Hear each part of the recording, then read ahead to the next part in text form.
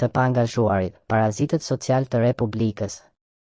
Në një shoqëri që lëngon prej dekadash në mpeshën e korrupsionit, padrejtësisë dhe udhëheqësve që ndërrojnë ngjyrat si kameleonët, ka një specie që mbetet më e rrezikshme se vetë xhelatët, qytetari që refuzon të marrë përgjegjësi.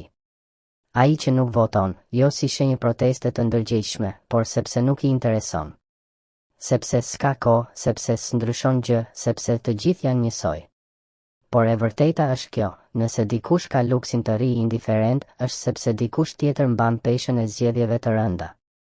Dhe në Shqipëri, ata që rrinë mënjan nuk janë as neutral, as filozof të politikës, por shpesh thjesht ignorant funksional, qenie që i binden sistemit pa i kuptuar as format, as përmbajtjen. Janë bythëlëpirës të çdo pushteti, servil pa shtyllë kurrizore, që e kalojnë jetën në pritje të ndonjë copë përfitimi personal, ndërkohë që flasin për drejtësi, dinjitet dhe meritokraci me gojë plodh. Kush janë këta njerëz? Janë ata që nuk lexojnë, por komentojnë si profesor, nuk protestojnë, por tallen me ata që e bëjnë, nuk kanë bërë kur një akt qytetar, por mendojnë se kanë të drejtë morale të kritikojnë gjithçka.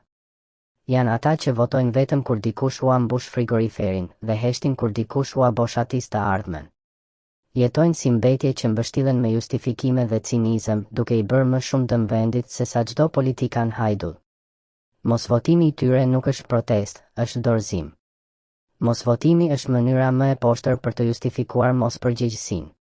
Është rruga e të dobëtit, e frikacakut, e atij që ka hequr dorë nga vetja. Është refuzim për të marrë pjesë në të vetmen gjë që të jep një zë në këtë vend të shurdhër. Dhe kur dikush heq dorë nga zëri i tij, ai nuk është më qytetar.